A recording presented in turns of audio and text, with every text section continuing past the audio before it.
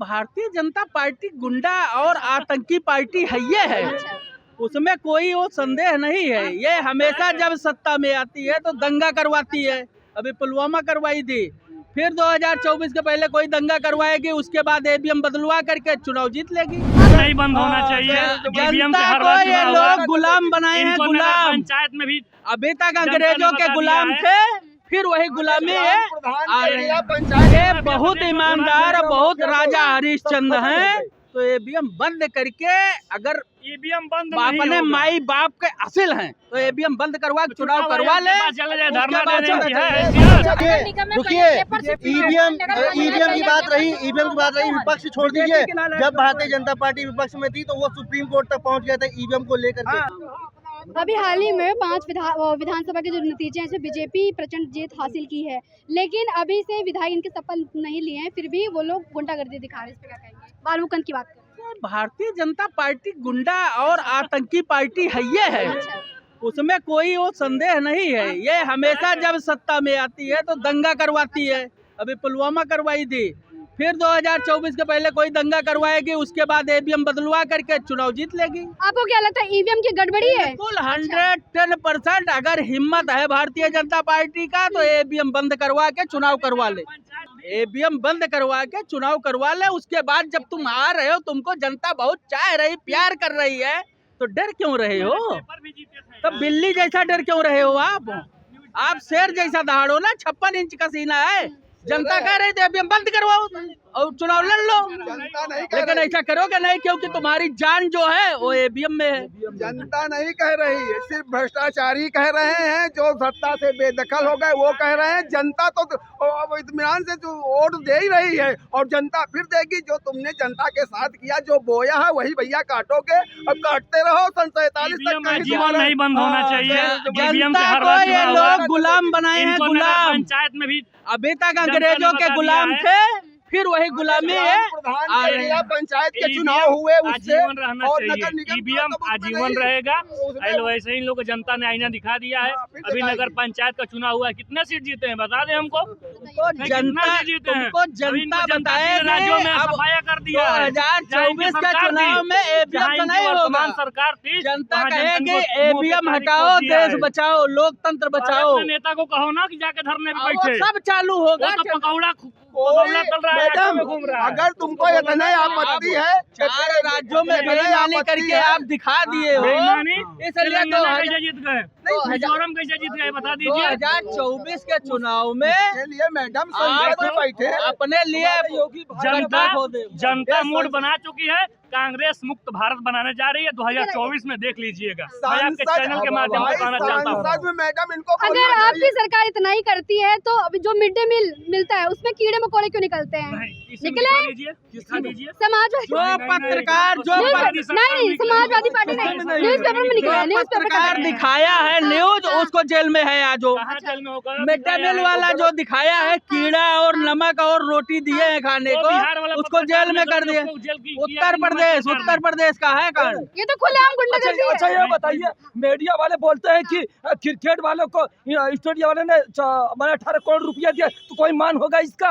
ये गलत बात है, गलत साबित किया जा रहा है। भाई साहब इधर आइए, गुंडागर्दी है खुलेआम। कहाँ गुंडागर्दी है? हम कहाँ गुंडागर्दी कर रहे हैं? गुंडागर्दी है, कहाँ गुंडागर्दी है? आप सच बात को झुठला रहे हैं। झुठला कहाँ रहे? देखिए, आप भ्रामक खबर फैलाएंगे तो आप पे कार्रवाई होगी। सही खबर दीजिए। सच्चाई पे जाइए।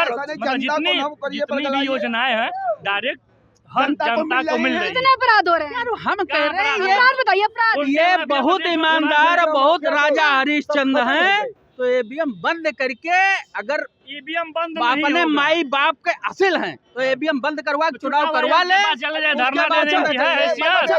बैलेट पेपर कितना संभालेंगे? प्रधानी का चुनाव होता है, जिला पंचायत। अमेरिका में क्यों नहीं चुनाव जब प्रधानी जिला पंचायत नहीं।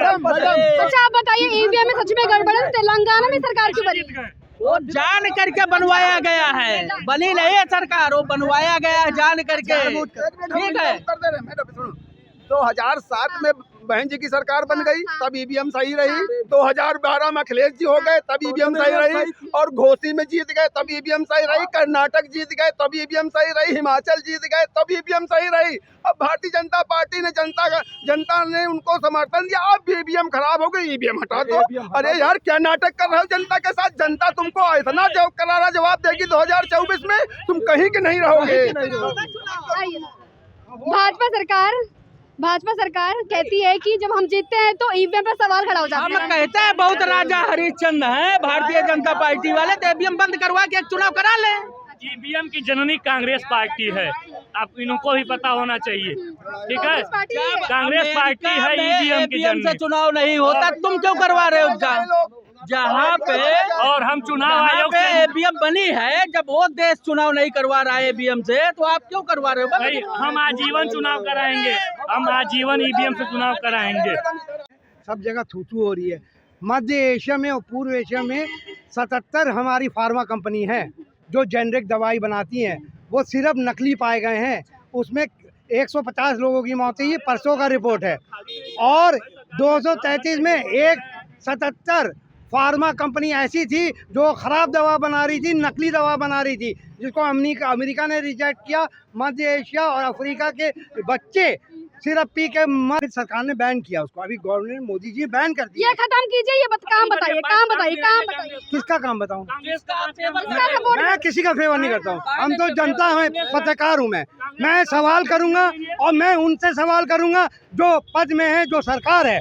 आप ये बताइए 80 करोड़ लोग गरीबी रेखा के नीचे क्यों आ गए? आप बताइए। जीएसटी टैक्स इसके पहले अमीर हम लोग थे, वो लोग अमीर थे, बात कर रहे हो तुम्हारे। अरे ये लोग गरीबों का राशन खा जाते थे, ये लोग जो बिचौलिया जो भी सरकारी लाभ था सब खा जाते थे सब साले। एक मिनट, हम पहले किसी गवर्नमेंट के नहीं है। कांग्रेस ने भी गड़बड़ की, सपा ने भी गड़बड़ की, और अब ये मोदी सरकार कर रही है। 80 करोड़ लोग को गरीबी रेखा के नीचे है, 26 करोड़ को कांग्रेस ने हटाया था। इसके अलावा जीएसटी टैक्स 64% लग रहा है गरीबों को, और 10% अमीरों पर, 6% अमीरों पर लग रहा है।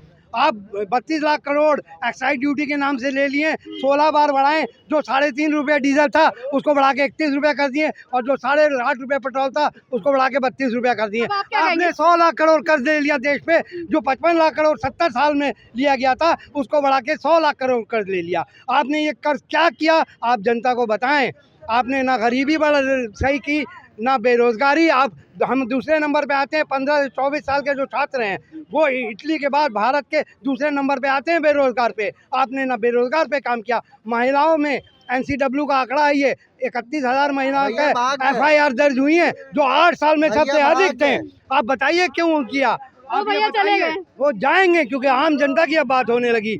आम जनता के लिए आपने क्या किया? आपने 10 लाख करोड़ माफी अमीरों का माफ कर दिया, 102 अरबपति से आपने 166 अरबपति कर दिया, और 40 लाख गरीब से आपने 80 लाख करोड़ गरीब कर दिया। उसको आपको अनाज देना पड़ रहा है, और ये अनाज आपने नहीं दिया। फूड सिक्योरिटी एक्ट कांग्रेस ने लाया था, उसके तहत हम लोग का ये अधिकार है, हम टैक्स देते हैं। प्रधान सेवक को ये बताना पड़ेगा। आप इलेक्शन जीतते हैं, अब बहुत बड़ी बात है। अभी हाल ही में जो वो विधानसभा चुनाव के जो नतीजे रहे हैं, उसका 2024 के लोकसभा में क्या असर पड़ेगा? देखिए, जब जो अभी जो नतीजे आए हैं, इसमें अगर ये कोई कह दे कि क्या नाम है कांग्रेस हार गई, मैं ये नहीं मानता कांग्रेस हार गई। कांग्रेस का घमंड हार गया पहली बात, क्योंकि उन्होंने क्षेत्रीय जो दल जो थे उन्होंने कहीं ना कहीं जो है अंडरएस्टिमेट करने की कोशिश की। बाकी रही अगर 24 में, अगर इस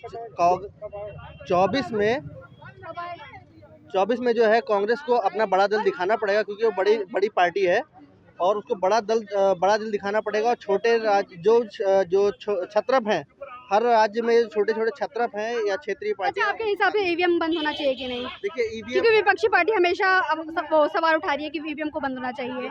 ईवीएम की वजह से ही भाजपा सरकार ईवीएम बैन कर देना चाहिए। बांग्लादेश में जो PM थी, विपक्ष के कहने पे उन्होंने ईवीएम बैन कर दिया। अमेरिका इतना पावरफुल शक्तिशाली देश है, तो वहाँ ईवीएम बंद है, तो हमारे देश में क्यों नहीं बंद? ये विपक्ष की सुनने नहीं चाहते हैं। अलग राज्यों में चुनाव जीत जाते हैं तभी भी ईवीएम सही रहता है।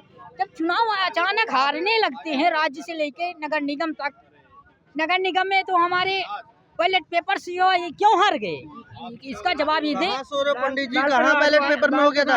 और सुनिए, रुकिए, ईवीएम की बात रही, विपक्ष छोड़ दीजिए। जब भारतीय जनता पार्टी विपक्ष में थी तो वो सुप्रीम कोर्ट तक पहुंच गया था ईवीएम को लेकर के। और जब ये इतने बड़ी देश, मैं कहता हूं चलिए ईवीएम में गड़बड़ी है या नहीं है वो बात छोड़ दीजिए, लेकिन मन में जो संदेह है उस संदेह का जो है निवारण होना चाहिए। और जब इतने बड़े देश इंक्लूडिंग जो देश ईवीएम बना रहा है वो उस देश ने अपने देश में जो है ईवीएम एक चुनाव बिना ईवीएम के करा ले। देखिए ईवीएम तो कांग्रेस ही लेकर आई है, ईवीएम मशीन कांग्रेस ही लेकर आ गए तो खराब क्यों लेकर आई? अरे तो बीजेपी क्यों चली गई सुप्रीम? एक चैलेंज तो एक्सेप्ट करना चाहिए सरकार को कि ईवीएम बिना ईवीएम के चुनाव करा लें। और जहाँ पर क्या बात है कि जहाँ पे बैलेट से चुनाव होता है वहाँ पे बीजेपी हार जाती है, वहाँ क्यों हार जाती है? और ये भी होता है जब चुनाव होने वाले होते हैं पहले से भविष्यवाणी हो जाती है। और हाँ, मैम ये कि मध्य प्रदेश में भी बीजेपी के नेता कि हम इतने वोटों से जीतेंगे, उनको इतने वोट मिलेंगे और इनको बीजेपी को इतने वोट मिलेंगे, अन्य को इतने वोट मिलेंगे। और एग्जैक्ट कैसे हो गया ये बीजेपी वाले कैसे सेटिंग रहती है? हिमाचल में हम इतने 4 जिले अगर जो कांग्रेस जीत गई तो उससे कोई बहुत बड़ा वो नहीं होने लगा, और मध्य प्रदेश राजस्थान जीत जाएंगे तो बहुत बड़ा। और विपक्ष जो है मैम हर बार चुनाव के बाद तेलंगाना में क्यों बीजेपी सरकार नहीं बना पाई? अगर देखिए मैं बताऊं आपको क्या नाम है, जो भी छोटे राज्य हैं वो बीजेपी जिताती है ताकि ईवीएम पे जैसे आप जैसे पत्रकार ये ना कहे कि आप भी यही कहोगे ना वहाँ जीत गए तो वहाँ ईवीएम ठीक थी, यहाँ के हार गए तो ईवीएम खराब थी। ये चाल है, ये रणनीति है ताकि ईवीएम पे सवाल ना उठे। और मैंने हर चीज बोला, हर चुनाव के बाद एक चीज विपक्ष ये हमेशा कहता है, हम भले ही यहाँ चुनाव हारे हैं जीते हैं लेकिन हमें ईवीएम पे भरोसा नहीं है। हर चुनाव के बाद भले वो जीते हो चाहे हारे हो, अगर ये शंका है तो मैं माननीय प्रधानमंत्री जी से और गृह मंत्री जी से कहूँगा कि अगर देश के मन में ये संशय है तो इस शंका का निवारण करना आप। अगर जनता चाहती है, मोदी जी ने, योगी जी ने, अमित शाह जी ने, पूरी बीजेपी लॉबी ने जनता के लिए काम किया है, जनता का विश्वास हासिल किया है, तो उनको एक दफे बैलेट पेपर से भी चुनाव लड़ लेना चाहिए और जो विपक्ष को दिखा देना चाहिए कि हम ईवीएम के सहारे नहीं है, देश की जनता ने हमको चुना है और जनता ही सर्वोपरि है, दिखा देना चाहिए, लोगों का विश्वास कर लेना चाहिए। एक बार तो ये चैलेंज एक्सेप्ट करना ही चाहिए गवर्नमेंट को, ठीक है। ऐसे ही तमाम मुद्दों के लिए देखते रहिए मेरा चैनल न्यूज़ नाउ भारतवर्ष। हम मिलेंगे हमेशा ऐसे ही मुद्दों के साथ।